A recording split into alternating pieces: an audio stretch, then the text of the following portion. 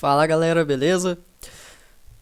Tô aqui em mais um vídeo, depois, quer dizer, que eu prometi fazer em seguida aqui, depois da teoria de ciência dos materiais, de ter passado aquela introdução. E eu vou dar uma explicação, contar um pouco sobre esse avião, que é o Lockheed SR-71 Blackbird, que até hoje, desde a sua construção, até hoje é o avião mais rápido do mundo. É... Bom, para começar a falar sobre ele, só vou dar uma breve aqui sobre a história do avião. Não é o foco aqui. Nesse tema eu quero tratar sobre a fuselagem do avião, mas só para vocês entenderem aqui. Na Guerra Fria, os Estados Unidos tinham uma necessidade de fazer a espionagem da Rússia. Só que na época a tecnologia de satélites não era bem desenvolvida, então eles precisavam de um jeito de observar o território sem ser pego ou descoberto. Daí surgiu o projeto do Lockheed SR-71 Blackbird. Ele é um avião, foi um dos primeiros aviões stealth que existiram. E o que demandou ele a que exigiu ele que tivesse essa velocidade tão grande. Ele atingia a velocidade de 3.500 km por hora. Isso daí é Mach 3.4, se eu não me engano, ou seja, 3,4 vezes a velocidade do som. É um avião absurdamente rápido. E por que ele precisava ter toda essa velocidade? Simplesmente para não ser abatido por defesa antiaérea. Tanto que eu não tenho certeza de quantas unidades foram fabricadas, salvo engano foram 12. Eu vou deixar um vídeo aqui lá do Aero por Trás da Aviação ou do Aviões e Músicas, aqui contando a história do avião. Aí lá ele vai contar a história do avião melhor, mas aqui eu quero explicar sobre a parte mecânica do avião. Voltando, para o avião conseguir escapar de defesas antiaéreas, conseguir fugir de mísseis e tal, ele precisava atingir velocidades muito grandes. Velocidades muito grandes, altitudes muito grandes. E daí surgiu o projeto para ele atingir essa velocidade de 3.500 km por hora. Para isso ele usa esse motor, o Pratt Whitney J58, 2 no caso, né? O motor eu pretendo falar sobre ele em um outro vídeo, porque é muito interessante também o funcionamento desse motor. Mas só de falar aqui do avião já vai cobrir o vídeo inteiro. Então, mas voltando um pouco ali na história.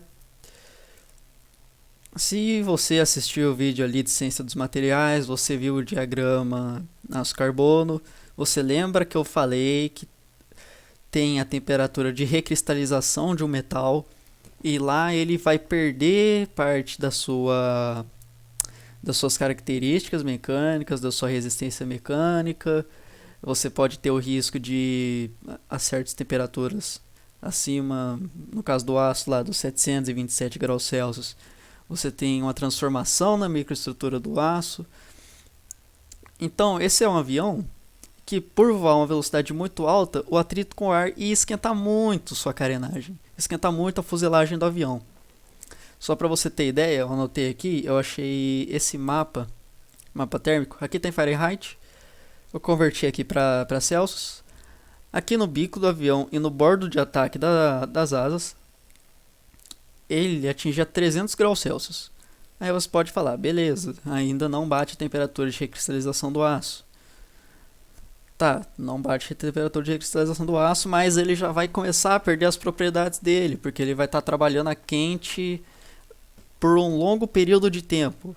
Isso daí é uma característica que chama fluência, eu vou explicar nesse vídeo ainda, um pouco mais tarde. A parte do motor aqui que cobre a câmara de combustão atinge uma temperatura de 565 graus Celsius. E no escape do motor ele atinge 650 graus Celsius. 650 graus Celsius já é a temperatura de recristalização do aço. Então esse avião precisava ser feito de um material que suportasse essa temperatura, tivesse a usinabilidade para se construir toda essa fuselagem e obviamente fosse leve, né?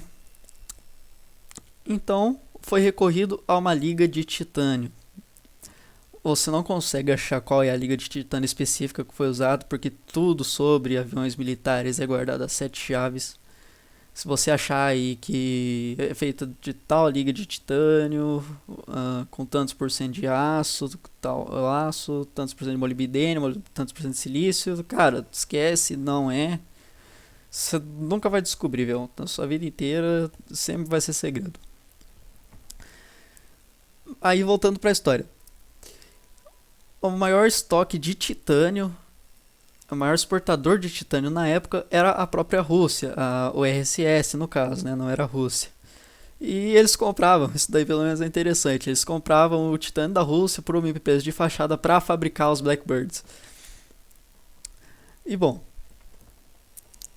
por que foi escolhido o titânio na fabricação da fuselagem do avião?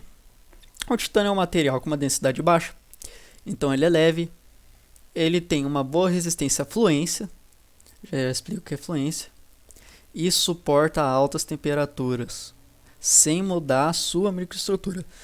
Então a característica do titânio vai se permanecer igual desde a temperatura ambiente, como chamar, trabalhar frio, até lá os seus mil e poucos graus. Tem as chamadas superligas de titânio, que vão suportar até 1400 graus sem perder suas características. Só acima dos 1400 graus elas vão entrar na sua temperatura de recristalização e posteriormente mudar a microestrutura dela. Agora explicando aqui o que é fluência. A fluência é a propriedade de um material que ele tem de resistir a um esforço contínuo. Então aí veio o aço, ele é um material com boa fluência, principalmente os aços dúcteis, né? Porque imagina, deixa eu ver se eu tenho algum exemplo. Imagina essa caneta aqui. Se eu fico torcendo ela para baixo, eu fico apertando toda hora. Aí eu fico segurando, ela é de papelão, ó. Ela flambou, não sei se você vai conseguir ver aí, mas ela tá flambada. Foi torcida. Ela não tem baixa resistência à fluência. O titânio, ele tem uma boa resistência à fluência. O avião está viajando a Mach 3.4, 3.3.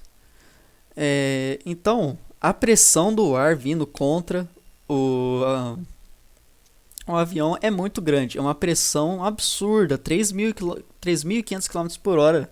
O ar vindo de frente com o avião. Isso daí é o suficiente para amassar muita coisa, cara. Isso daí simplesmente é... eu não fiz as contas aqui, mas com certeza deve passar de uns 10 atm, tá ligado?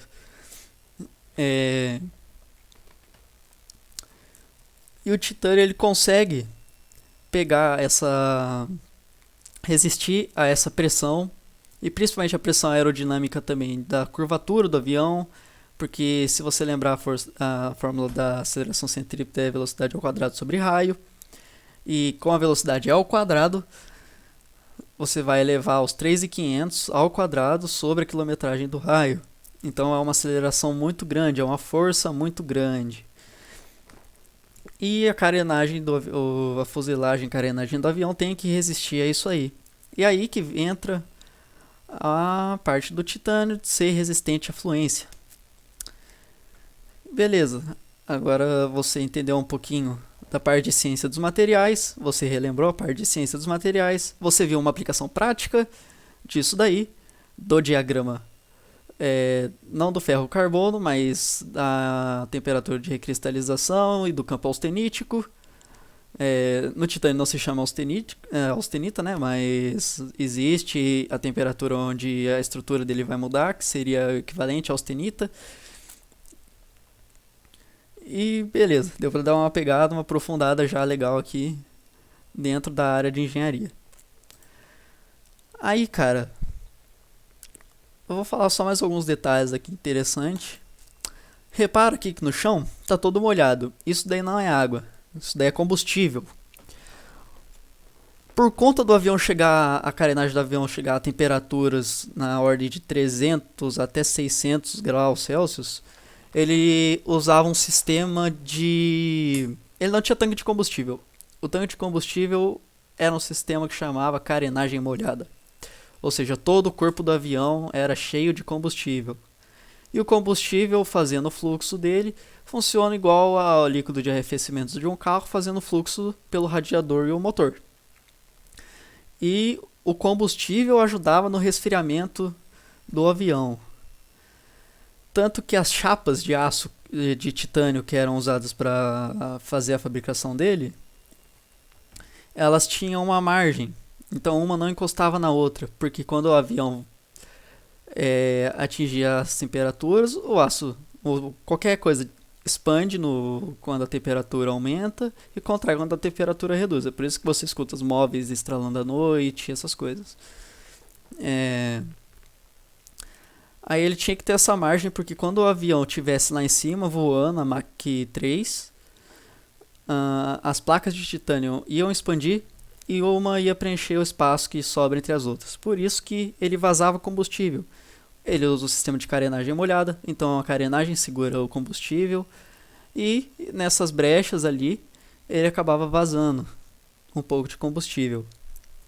E eu não busquei aqui o tamanho exato da envergadura do avião. Envergadura é a medida da ponta de uma asa até a outra, é a maior medida lateral do avião.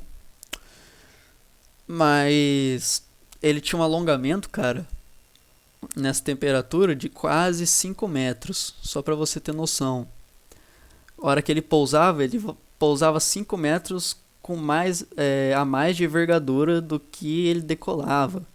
Para você ter noção de quão violento era o ambiente que ele estava inserido e quão parrudo é o avião e o material para aguentar isso daí, né? Aí, no mais um recurso que ele tinha aqui para o resfriamento, que era uma das principais preocupações nesse caso, né? Ele ser pintado de preto. O preto tem muita utilidade, tanto que na época estava começando a ser desenvolvidos os aviões stealth, não tinha tinta ainda que conseguia absorver as ondas de radar, como o F-22 hoje em dia, o F-35 Lightning, etc., dentre outros. Mas ele já conseguia absorver alguma coisa. E ele era feito para voar à noite.